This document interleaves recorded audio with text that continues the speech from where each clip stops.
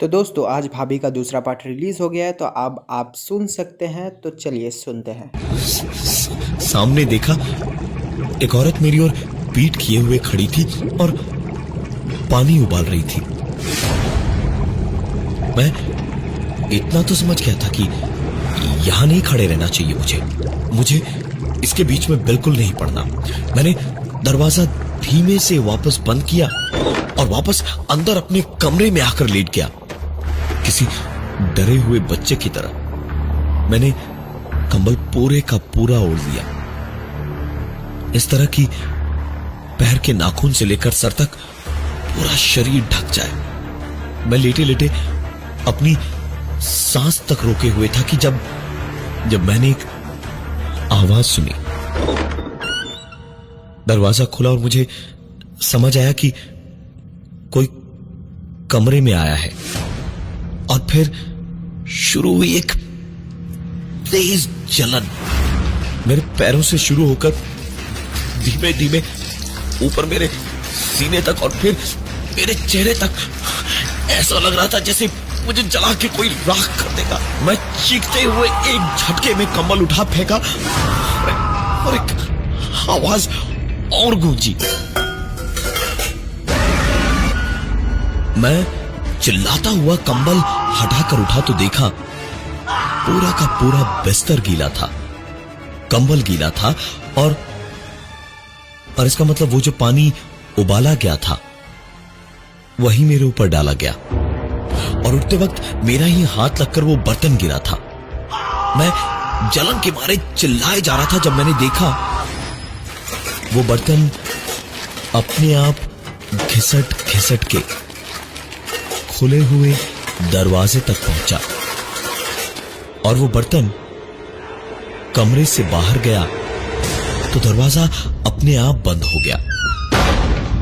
मैं अगले 2 घंटे, जब तक सवेरे का उजाला नहीं हो गया, तब तक चुपचाप डरा घबराया एक कोने में बैठा रहा। एक आवाज ना मैंने की, न किसी तरह की कोई दूसरी आवाज मुझे सुनाई दी। पूरे वक्त कलेजा मुंह को लिए बैठा था मैं। वो खामोशी, वो सन्नाटा मुझे शोर जैसा लग रहा था। सवेरा होते ही मैं तुरंत ही ऑफिस को निकल पड़ा। ऑफिस में लिफ्ट के सामने जब तक मैं पहुंचा तो लिफ्ट ऊपर को चल पड़ी थी। मेरी आंखों के सामने से लिफ्ट ऊपर गई और मैंने सिर्फ साड़ी पहनी एक औरत के पैर देखे और लिफ्ट की जमीन पर ढेर सारा खून फैला हुआ देखा। और ये देखते ही एक ही पल में मैं जैसे पसीने से नहा गया। एक अजीब सी सिहरन दौड़ने लग रही थी पूरे बदन में, मेरे सर से पांव तक। मैं वहां से डर, घबराहट और खौफ सब दिल में लिए हुए भागा तो ऐसे बदहवास बेकाबू सा देखकर मुझे सिक्योरिटी गार्ड ने रोककर पूछा, अरे सर क्या हुआ, ऐसे काहे भाग रहे हैं, सब ठीक तो है ना? एक इंसान को सामने देखकर मुझे काफी अच्छा लग रहा था, लेकिन फिर भी इतनी आसानी से खुद को संभालना ऐसे हाल में बहुत मुश्किल था।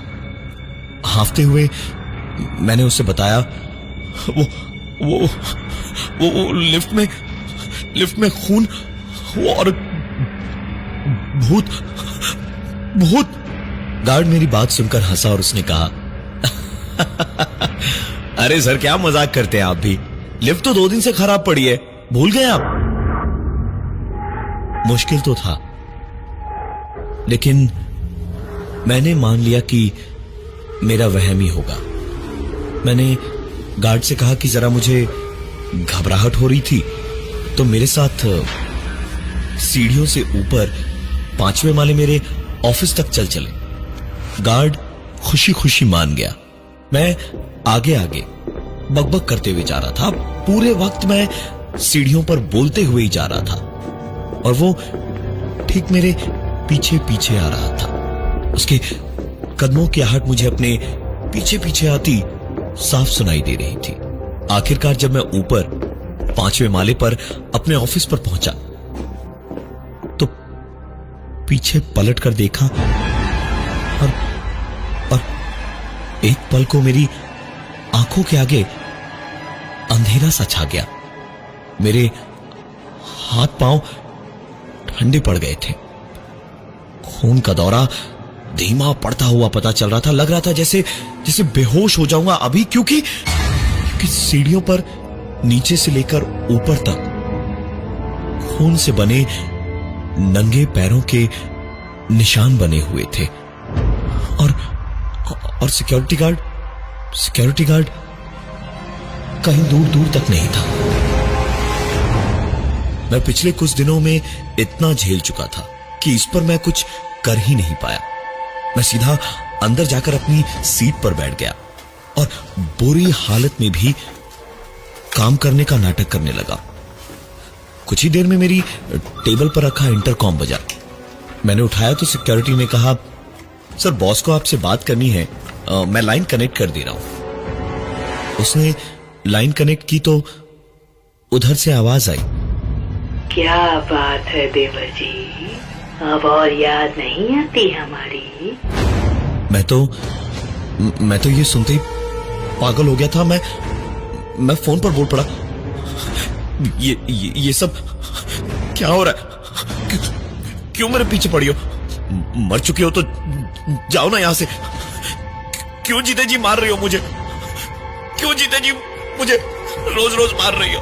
हाँ। मेरे इतना कहते ही उधर से आवाज आई, ललित व्हाट रबिश, सुबह सुबह पी के आए हो क्या?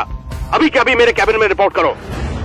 उस दिन तो डांट टपट कर सर ने छोड़ दिया, लेकिन ये सारी चीजें बढ़ती गई, इतनी बढ़ गई कि 2 महीने के बाद मुझे नौकरी से निकाल दिया गया। काफी कोशिश की मैंने दूसरी नौकरी के लिए, लेकिन मिली ही नहीं। मार्केट में नाम खराब हो चुका था मेरा, कोई भी नौकरी देने को तैयार नहीं था। मेरे खाने के लाले पड़ गए। मैंने सब कुछ बेच दिया। किसी तरह जब कुछ भी नहीं बचा था तो मैंने मकान तक बेच दिया।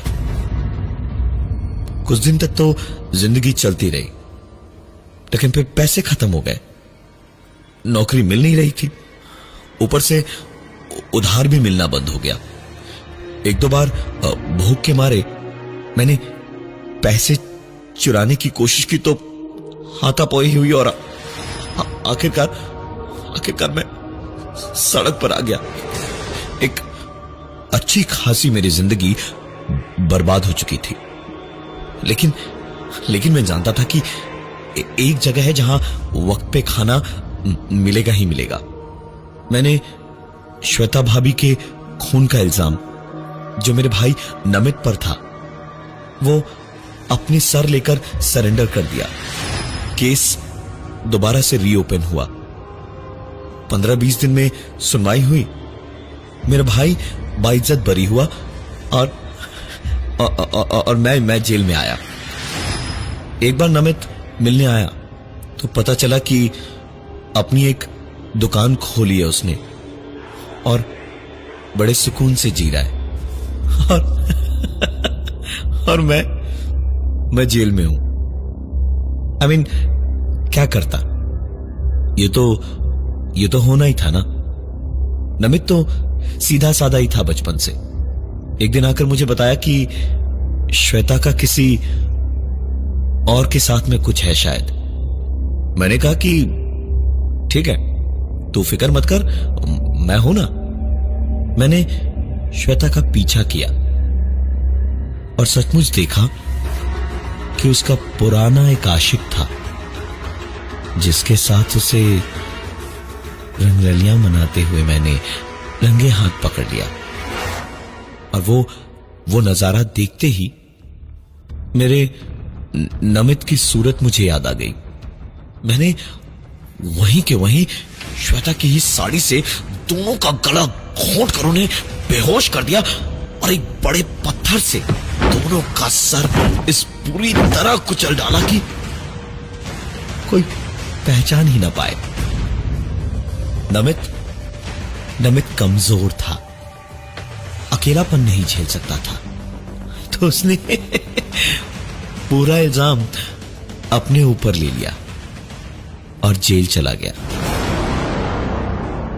लेकिन अपने पापों की सजा अगर श्वेता को मिली थी तो मुझे भी मेरे पापों की मिलनी ही थी। पर अब लगता नहीं कि यह काफी है। श्वेता की एक साड़ी मेरे गले में लपेटी हुई है और खिड़की के उस सरिये से लटक के आज इसी जेल में सब खत्म करना है मुझे। बिना मौत सुकून नहीं मिलेगा।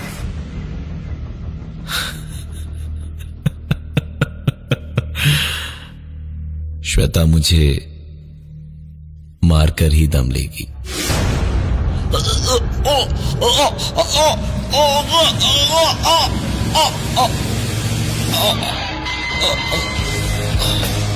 दोस्तों आपको ये वीडियो कैसा लगा हमें कमेंट बॉक्स में ज़रूर बताइएगा। अगर अच्छा लगा हो तो इस वीडियो को लाइक कीजिएगा, चैनल को सब्सक्राइब कीजिएगा और अपने फ्रेंड्स में ज़रूर शेयर कीजिएगा। और हाँ दोस्तों, अगर आपने अभी फर्स्ट पार्ट नहीं देखा है तो लिंक आपको डिस्क्रिप्शन में मिल जाएगा, आप वहाँ से जाके देख सकते हैं। Thank you guys.